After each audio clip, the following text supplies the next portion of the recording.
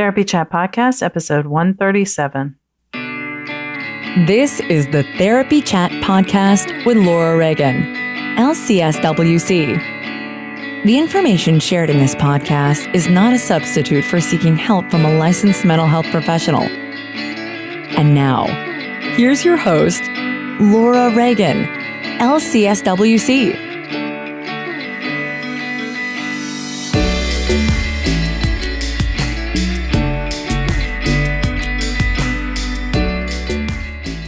Hi, welcome back to Therapy Chat. I'm having some technical difficulties today. My regular microphone is not working for some reason.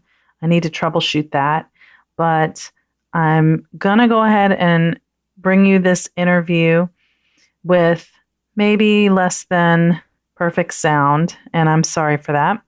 But today, I think this is a really enjoyable interview, and I hope you'll feel the same way. I will warn you that if you normally listen to Therapy Chat with kids in the car, this interview is not suitable for little ears. There are a few instances of adult language that came up when I was interviewing my guest. But our topic was really, I think, interesting, and she had a great perspective about it. My guest today is Tamara Powell, LMHC. Tamara is a licensed mental health counselor in Florida, and she also does coaching with people around the world. One of the things I love the most about Tamara is that she always keeps it real. She is who she is, always.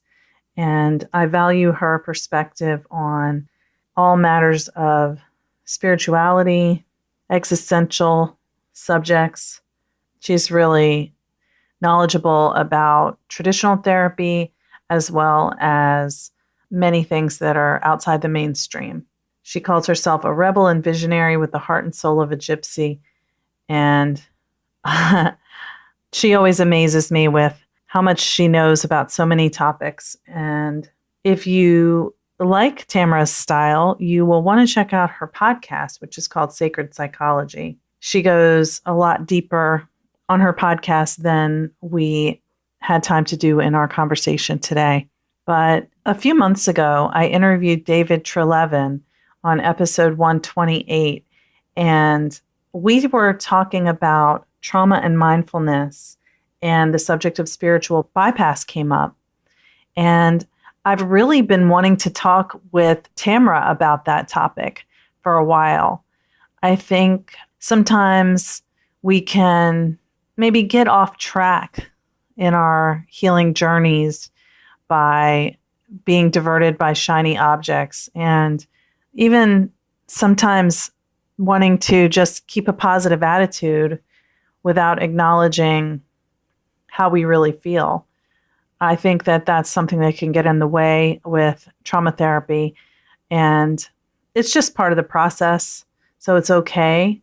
But knowing what it is and kind of how to identify when it's happening is helpful to not letting it derail your therapy process.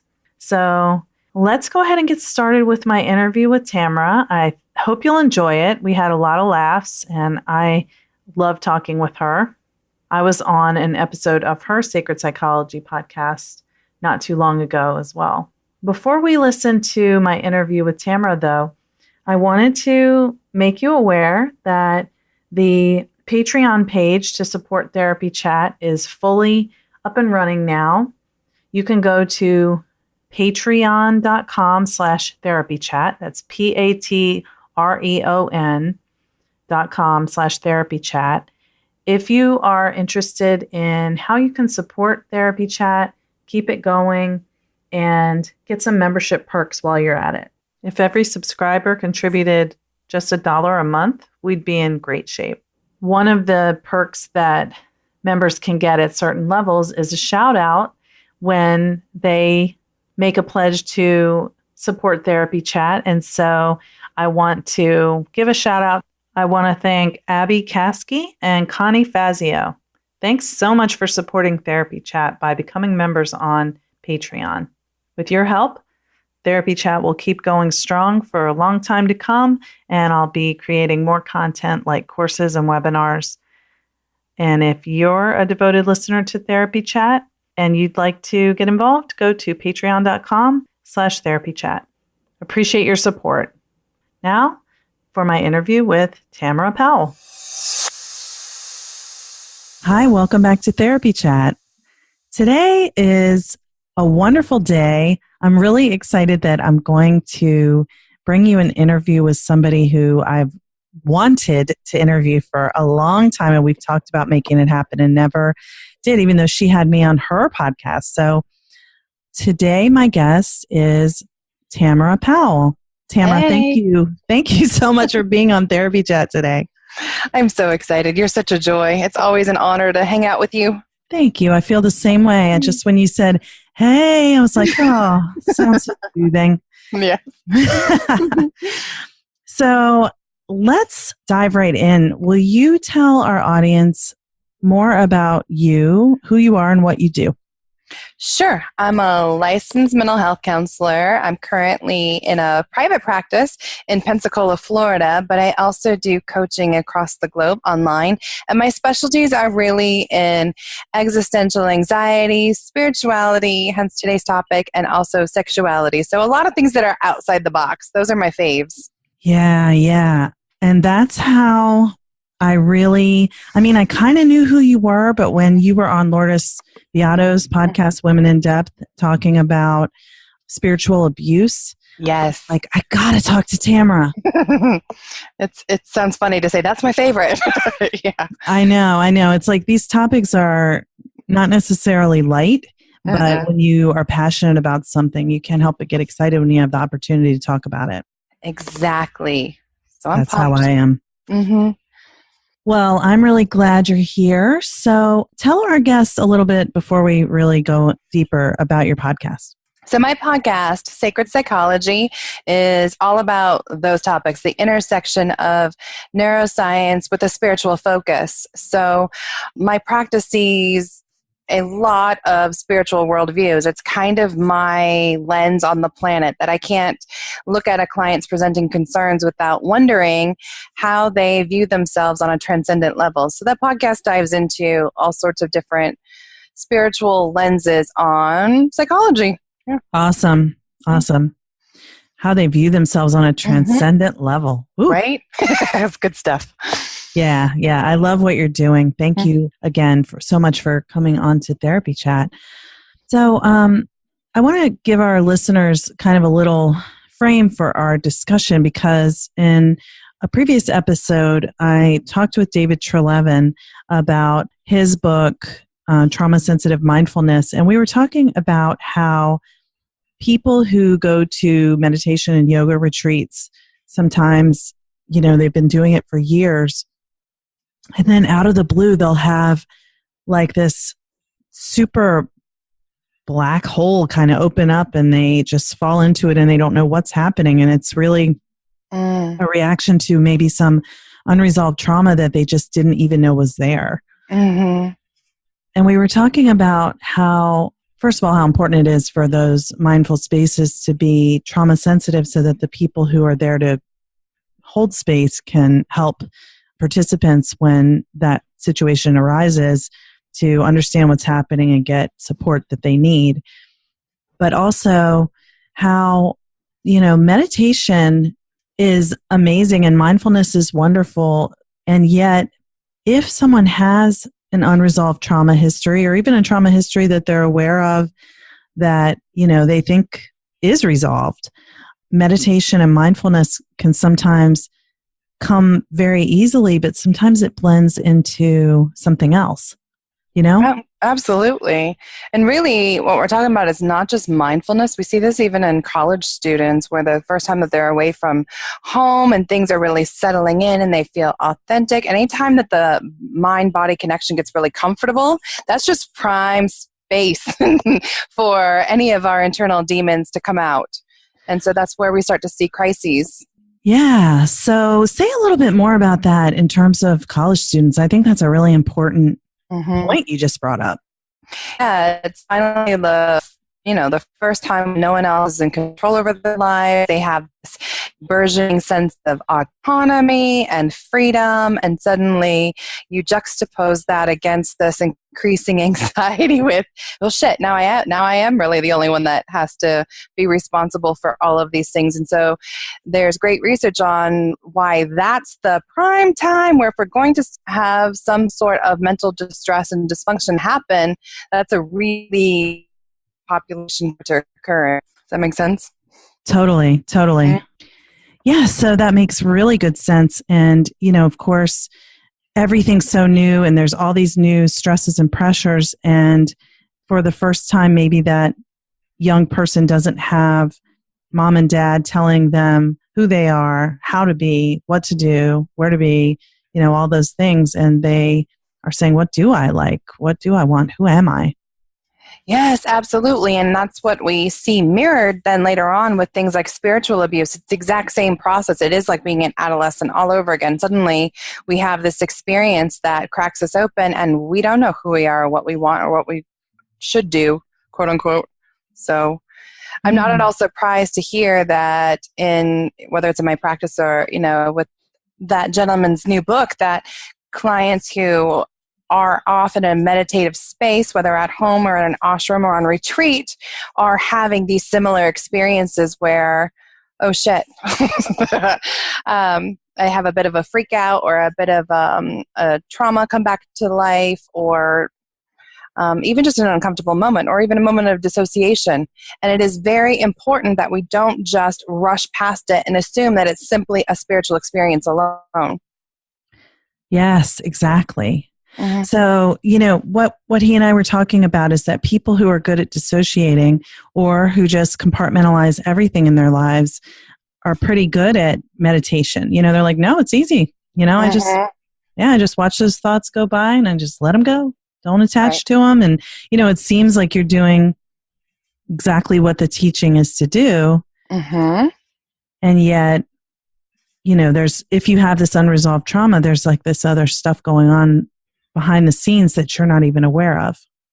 Absolutely, which is why my framework is always to find the unique optimization within each psyche, so to speak, within each being in front of me. Some of us are natural feelers and may be more intuitive and don't have as much problems with meditating as opposed to somebody who is more like type A driven, over analytic, who may struggle to sit and slow their mind down. So to me, their unique optimization with adding spiritual practices into their daily experience is going to look very different. We want a healthy locus of control, regardless of which end of the spectrum they find themselves on. Yeah, exactly. We can't just use the same techniques with every client. Obviously, you can't paint everyone with the same brush, and you have to really understand what works for each person and authentically, and not just like, well, try this. Oh, it's not working. Try harder, Exactly. So with people who are prone to disassociation, when we're talking about meditation, we're just going to have a different eye on them than we will with somebody who has, for example, ADHD and struggles to get into meditation. Exactly. So, you mentioned locus of control, and that brings me to the topic that we really wanted to talk about. I mean, it fits in with sort of some of the thoughts I've been having about this concept of spiritual bypass. And I touched on it a little bit in that interview with David Treleaven, but what do you think spiritual bypass is? How do you define that? Yeah, so I really look at it in the way that you would as if you were driving. If you want to take a bypass road around some way, it's a shortcut. And so it was a term that we first saw pop up in the literature in the early 1980s. I was still a munchkin, but people were paving the way with some really good stuff by John Wellwood. He's a Buddhist teacher and psychotherapist. And he first used this term, just like I said, just like a quick shortcut. It's a shortcut or a tendency to use spirituality or spiritual ideas and practices to sidestep or to avoid facing unresolved emotional issues or psychological wounds or even unfinished developmental tasks if we're taking a developmental psychological view here. And so I look at it as I see clients who, I could tell them, hey, we probably need 6 to 12 intense sessions of doing this work in therapy, or you could pay some coach, $5,000 to take you on retreat and give you some ayahuasca and, tell you to chant outside naked. And I tell you what, a lot of times people would prefer that second option. They're looking for the quick fix. It feels good. Spirituality feels great. We have these peak experiences, and I'm not knocking any of it because I'm the first type to sign up for all that. I've got the crystals, the healing background. I'm into all of it, but you can't have one without the other. So a spiritual bypass is, I'd rather sit and chant or in meditation or attend a retreat than to actually do that shadow work or the deep psychological digging. It's a bypass. It's a shortcut. Yeah. Oh my gosh. You just lit me up with what you just said. Because, the ayahuasca retreat with the shaman, it's like, well, let me just get right down to it, down to the nitty gritty, the real stuff. Like, right. Let me just go out there and get into that primal stuff. And it's like, yes, but. Right. Right. I mean, I'm not against it at all. I mean, I don't know how I feel about ayahuasca. I don't have enough information to have an opinion about that, but fair enough. Yeah. Yeah. But I do think that it seems like, well, why sit in a therapist's office? That's like, that's so like, I don't know. What would you say? Like, mundane, nitty gritty, yes, 3D dimension. 3D, stay here on this planet. It's so old school, right? Western mentality. It's not really the where the real depth is, but these two things can be combined too.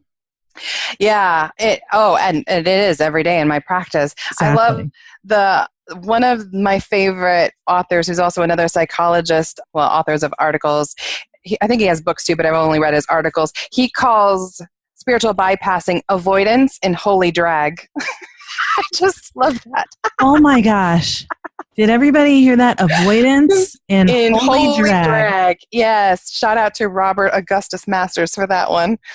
I love it. Yes. Because, avoidance, for one thing, avoidance isn't just like, I'm just going to avoid thinking about that. It's just something you do without knowing it. Yeah, it's the shadow side. So most people, in my experience, they're not doing it on purpose, right? It's like you said, we're not knocking meditation. It's important. But what they don't realize is that because it feels good, we start slowly moving in that direction and not wanting to pay attention. So I think of, for example, people who struggle with codependency. Maybe you've got a nurturer in your office, and she just wants to be of service to everyone around her, and her family takes advantage of her, and she just does not understand why she ends up so angry and resentful all the time. And you're sitting in the room with her going, but girly, we just worked on some assertiveness, and maybe we worked on, perhaps there was trauma in your background, maybe she grew up overly parentified, etc. But she comes into your office and she's like, I tell you what, I got my obsidian yoni egg, and I am taking this, women's empowerment retreat, and somebody did a past life regression with me, and once again, I just feel like I have to always say this. I love all of those things. No, me too. I was like, wait, did you ever hear me and my friends talking? But not without also working on, maybe I need to build some assertiveness and learn to be comfortable with boundaries, Right. And figure out, in my practice, I usually work longer term with people. It's like, why is it so hard for me to set boundaries? Where does that come from? Just like you were saying, what was going on in your family? Did you have to be the one who was in charge and taking care of everyone ever since you can remember? Then, of course, this is what you do. Right. But that doesn't mean it's healthy. Exactly. So let me give some more symptoms, perhaps, of spiritual bypassing, like how people listening may know that they might be guilty of some. And I actually took this list from Robert Masters as well. So here's some of his. Exaggerated detachment. So like that dissociation, or I find this with, stereotypically, I just think of like the Zen Buddhist monks, but they're not actually real monks. We're talking about, the CEO down the street who claims that he's just not attached to anything. He suddenly doesn't need anything or anyone. That's not going to be the vast majority of the population. So exaggerated attachment, emotional numbing and repression, key. Or what most people think of when they think of spiritual bypassing, that overemphasis on the positive. So you see this in clients, they're just like, oh, but I've got positive vibes and just love and light. And I'm just anyway, I can't control that. So I'm gonna, past in the past. We've all said these things. We want to believe them, Ding, ding, ding. Yeah. Yes. Especially me. I'm huge on the Enneagram, being a type 7, the enthusiast, the cheerleader, basically, on the Enneagram. We are prone to not wanting to sit in the shit with ourselves. So if I can be like, that sucks, but moving on. Yeah. Exactly. And I know it's that, and that's my issue. So, I've worked on that and I've done my work. And it's like, well, okay, but it's still coming up, and I'm not even talking for anybody who thinks that I might be like judging my clients. No, I'm judging myself as I say this, like all these things that, we're all guilty of it. I do, we all do. It's a human thing. And that's why I'm bringing it up, or that's why we're talking about it now, is because it's confusing. It's like, well, shouldn't I try to be positive? And I don't want to dwell in negativity and, victim mentality, which is something that, again, since I work with a lot of people who've experienced some kind of childhood abuse, there's a lot of resistance to this idea of, well, I don't want to be a victim and I don't want to blame my parents. And, it's like, right, we don't want to blame your parents. It's not about that. It's about, how do you feel now? And where did that come from? Right. Explanations are not excuses, but we still need the detailed roadmap, people. Right. And oftentimes, the dots. Yeah. And oftentimes when someone's saying, I don't want to blame my parents, the implicit part is because I blame myself, not my parents. And so they really are sort of re-victimizing themselves while they're saying, well, I don't want to be in a victim role. Exactly, which brings me to the next one, which is a phobia of anger. I can't tell you how many good girls and people pleasers I have seen in my office, even to the point of, I'm going to step into hot water here, but I firmly believe, anecdotally at least, and we need more research on this, that it leads to symptoms of dyspareunia and vaginismus. Every single one of my clients that has had one or both of those has come from a patriarchal, rigid religious system where she was not allowed to be angry or expressive in her emotions. Girl, it's a spiritual bypass. Can you please expand on that? Because I'm not familiar with the term dyspareunia, but when you said vaginismus, I know what you're talking about, but I think a lot of people who are listening are like, wait, the what? What? So can you please talk about that? Dyspareunia. Since we talked about yoni eggs already, let's go. We're going there. Which is a great way to work on vaginismus, by the way. Dyspareunia, painful intercourse. Vaginismus would be to the point where they can't be penetrated. So it's just a continuum of the same thing. Okay. And so I'm proposing that for the vast majority of women who struggle with that, there's a disconnect between mind, body, and spirit. And there's this overlapping correlation to having grown up in a very rigid worldview, where she has been groomed, operantly conditioned to be the people pleaser, the good girl, without being in touch with her own ability to express emotions. And that then ends up becoming displayed in her muscle tension in her genitalia. Wow. And, while you're saying that too, I'm just thinking how this is something that I've thought so much is that I can't even, it's like, this reminds me of Gabor Mate's work in The Body Says No, but I didn't see him touching on this subject, but same stuff. It's like not being able to say no is boundaries, not having a voice and, being a good girl, people pleaser. I mean, that's what women are socialized to be in our culture. Exactly. So like Bessel van der Kolk would say, the issues are in the tissues, right? Exactly. And so it's not like someone knows that their vaginal muscles are tensing up or they're doing it on purpose. It's more like, related to that rigid childhood upbringing. And then I'm thinking about people who've been sexually assaulted. Exactly. It's just like there's all of those things, people who've experienced sexual assault, sexual abuse, oftentimes find as a result of that, it's hard to say no, or, they feel like they don't want to make people mad, and, that people pleasing kind of sometimes is a result.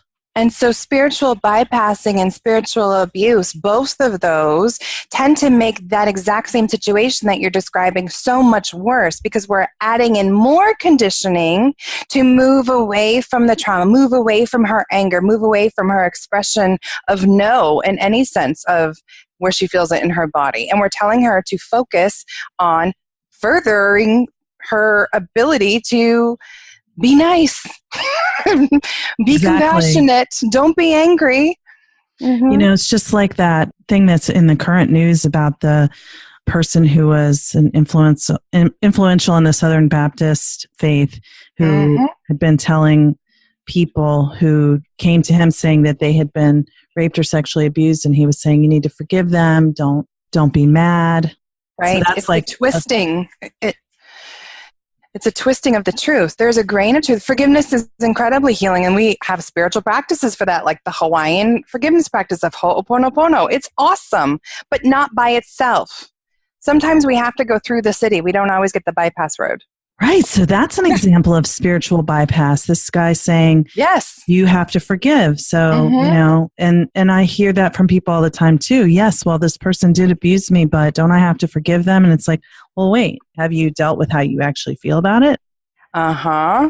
Have you dealt with whether or not you want to put a boundary there? Because weak or too porous boundaries is another sign of spiritual bypassing. People they're not grounded. They're not able to be assertive. Think about somebody who's assertive. They literally have to plant their feet and know what they are firm and passionate about. Grounded. Oh, yeah. We don't get that when we're bypassing. We move towards this idea, which is all abstract of forgiveness, and these people don't even stop to define what that even would mean for them. And my favorite version of forgiveness is just this releasing of the need for retaliation. That's it. It's I'm not going to engage in this any longer. I'm going to drop my side of the rope. Right. And that, that's really letting go of the power the other person has. Versus saying, I forgive you and what exactly. I don't have a problem with forgiveness. I think it's a beautiful thing if it's heartfelt because you want to, not because you feel like you have to. Yeah, it's like forcing our children to apologize to people or to allow them to hug us or touch us. Or once again, we're getting rid of their consent, which is a problem. Right, and basically telling them that their own truth is not real. Because they're like, well, I'm mad at that person. It's like, you have to forgive them. Now you go apologize or whatever, Right. Yes. Yeah, man, this is also intertwined even more than I was realizing before we started talking about it. It always is, because that to me is that mind, body, spirit connection. You just cannot, mankind is more than one level of being. And so if we're addressing one, the others are going to be naturally followed, even if you're ignoring it. The truth doesn't care if you believe in it or not. It's still there. You are so cool. You are so cool. I swear. You, sister. Thank you. Yeah. So do you have more things on your list of behaviors and symptoms of the spiritual bypass? I don't want to not allow you to share those. I keep taking us in a different direction. I love it. That's my favorite kind of conversation. So there are a couple more, but we have touched upon them a little bit here and there, like lopsided development, where we really prize cognitive intelligence above perhaps emotional or moral intelligence. So when you think about spiritual bypassing, what a lot of people, we'd love to sit at the feet of masters. We want to take books and courses and go on experiences, and it's all very heady and theoretical, right? We're talking about the deeper subjects like the meaning of life and transcendence. Well, that's awesome, but what are you going to do with that? And so we see this I don't have lopsided time. I have to go to another training first. Exactly. Did you read this book? Oh, but have you heard of this new guru? Like, okay, that's great, but have you implemented any of them yet? And this stuff takes practice, like real spirituality. It should, I hate to use that word, but the best spirituality is the one that makes you a better person. And so it should be just another tool of your personal development, something else that you do. And literally, it's a way of being. So you can be washing the dishes with a spiritual perspective, be thinking about being of service, etc. It should be as natural to you as breathing. It should not only be about sitting here pondering theories. So lopsided development, yeah. How about debilitating judgment about your own negativity, quote unquote, right? That internal critic. Anyone else have one of those? I was just judging myself for all the books I've started and haven't even finished. Yeah. Nothing wrong with taking in other people's stuff. But yes, quit judging our own shadow. That can be a bypass because think about it. Even you criticizing yourself is not allowing you to sit and do the work and to befriend that part of you. So I'm a big internal family systems girl for that reason. Transactional analysis, whatever you want to call it. Same shit though. Like taking a look at that narrative and going, okay, why are you here though? What are you trying to help me with? If we're not doing that, we might be guilty of bypassing. That's so beautiful. That point right there is everything. It's like we have to sit with whatever it is and not judge. And that is what we're constantly trying to escape from. Yeah, I had that moment. I was thinking about what you opened this conversation with, and it just brought me back to it I was in a yin yoga class, and yin is all about, it's my favorite because I get to lay on the floor. Hardly even have to move at all. Right? It is perfect for us lazy people when it comes to working out. How little movement can I do? And, every time we get to like Shavasana, where you're just laying at the end in your own contemplative thoughts, girl, I cry. I cry every time. Kind of like the college student. You're finally stopping to sit in a space with yourself. And so stuff naturally comes up. And if I just move to push it away because I'm embarrassed or criticizing myself, real yoginis don't cry. That would be funny. That should be a song. I would miss out on the beauty of that moment. And it's also vital, what you and the other gentleman were talking about, that a good yoga instructor or anyone who works with the public in a spiritual capacity understands that when emotion arises in a client, we don't push them through it, and we don't just tell them to continue on in the same fashion. Right. Yeah. Wow, that's a beautiful segue to that whole point about like when you're meditating. So when you're laying in Shavasana, there's a knowing that comes to you. You don't have to say, "Oh, I'm not supposed to hold on to that." Thoughts are supposed to just keep on going. You say like, "What do I need to know?" And I think, I'm no guru, but I think that the knowings that they come, and you can either focus on them and go down a long path, or you can just take them in and know that they'll be there and they'll come back, and Yes, as need be. Yeah, so instead of trying to push away thoughts, just saying like, there goes that, and like what? Or why are you here? Yeah. I love interacting with mine. Or what am I pretending not to know about myself right now? I love that question.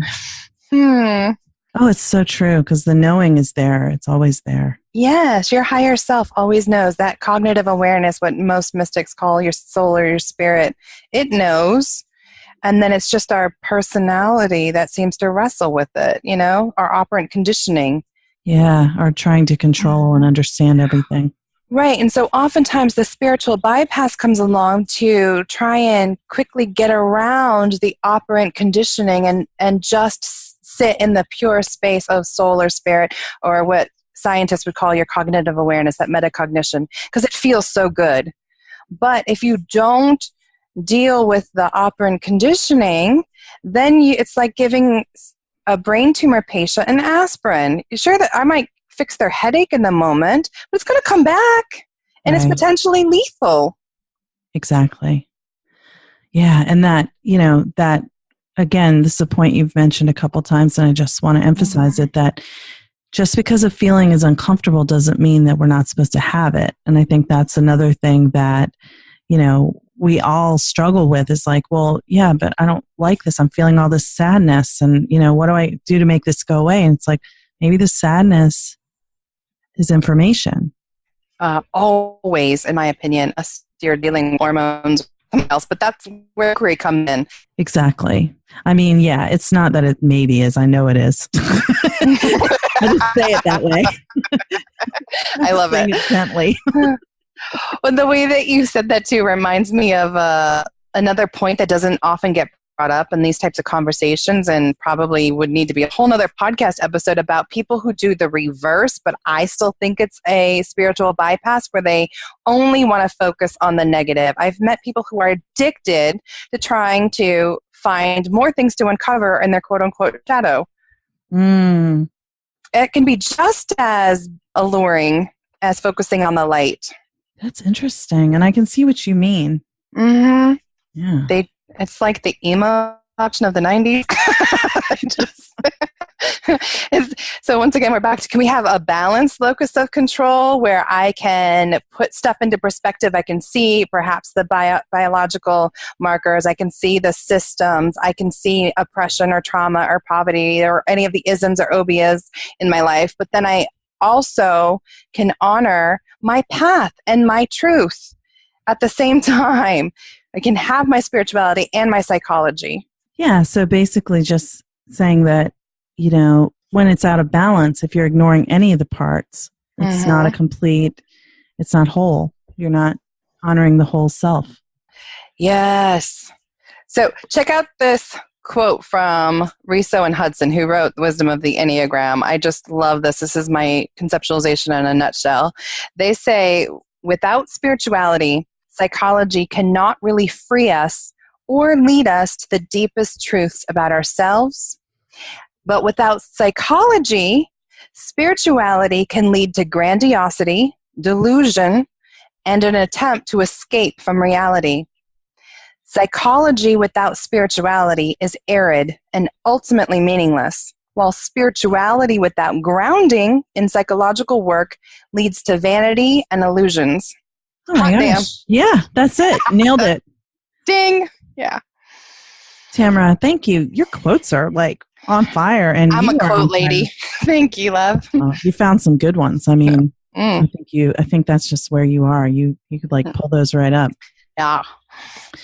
Well, thank you a million times for being on Therapy Chat today. I know that many people who are listening are probably like, oh my gosh, I gotta get more of this lady. So where can people find you? You can head on over to aryatherapy.com. It's ARYA therapy.com, and everything is there. So podcast, Facebook, all of that. You can come hang out with me on all the places. I'm a chatty Kathy and would love to hit you up back. That's funny. That should be a song.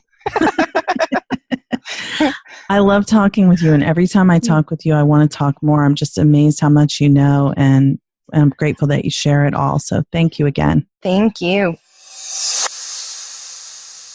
Thanks so much for listening to my interview with Tamara Powell. I felt like she did a really good job explaining the concept of spiritual bypass and how it's not intentional. It's just something that we can kind of fall into without even realizing it. So I just want to give you one more reminder that if you'd like to support Therapy Chat and become a member, you can go to patreon.com/therapychat, and I will talk to you soon. As always, thank you for listening to Therapy Chat. Thank you for listening to Therapy Chat with your host, Laura Reagan, LCSW-C. For more information, please visit therapychatpodcast.com.